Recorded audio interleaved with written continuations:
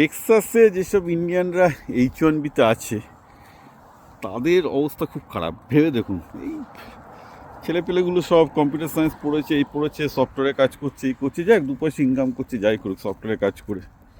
এখন তাদের অবস্থা তার ইঁদুরের মতো পালিয়ে বেড়াচ্ছে। কীরকম বলি, যে সবই তো এরা ছিল কনসালট্যান্ট, মানে নিয়ে আসতো একটা কোম্পানি, বডি শপ করে অন্য একটা কোম্পানিতে প্লেস করতো। এটা অ্যাকচুয়ালি H1B আইনের দিক থেকে ইলিগাল, কিন্তু সব এই প্র্যাকটিসটা করে। এটা করা যায় না।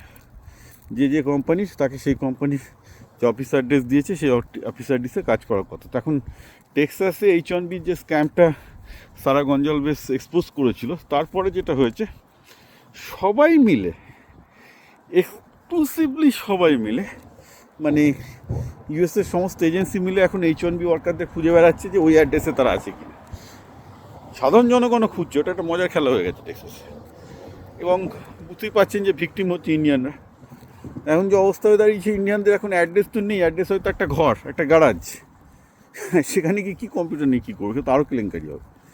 এবার ধরতে পারলে সেই সব H1B-তে ধরে ধরে সব বাড়িতে পাঠিয়ে দেওয়া হবে আর কি। মানে অনেক আমেরিকান এটাকে আবার এক্সট্রা ভিজিল্যান্ট হিসাবে, অ্যাক্টিভিস্ট হিসেবে এসব কাজ করে বেড়াচ্ছে টেক্সাসে, শুনছি।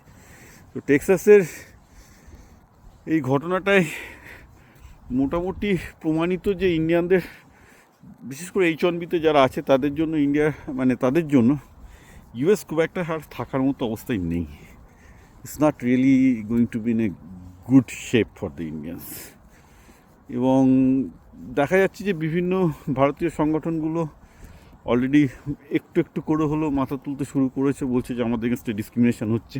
কিন্তু মিডিয়া যেভাবে ইন্ডিয়ানদের বিভিন্ন রকম ফ্রড এবং ফর্জারি, মানে ইন্ডিয়ানরা যত 2 নম্বরই কাজকর্ম করে এখানে একভাবে এক্সপোজ করা শুরু করেছে, তাতে সত্যি কথা বলতে কি ভারতীয় হিসাবে প্রেস্টিজ নিয়ে থাকাটাই একটা মুশকিলের ব্যাপার এখন আমেরিকাতে।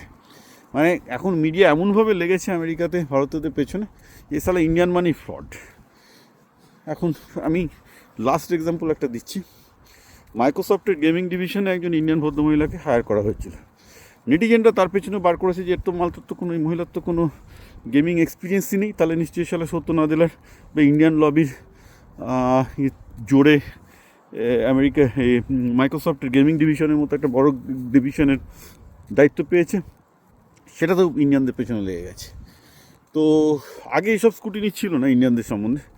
এখন কোনো ইন্ডিয়ানকে কোনো বড় পজিশন দিলে বা কিছু হলে আমেরিকান মিডিয়া ইন্ডিয়ানদের পেছনে পড়ে যাচ্ছে।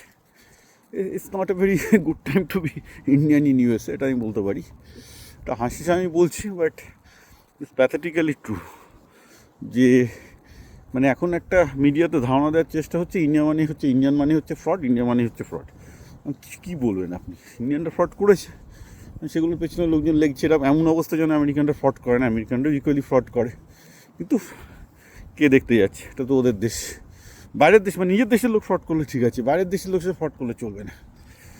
তো এখন এই হচ্ছে আমেরিকাতে ইন্ডিয়ানদের অবস্থা।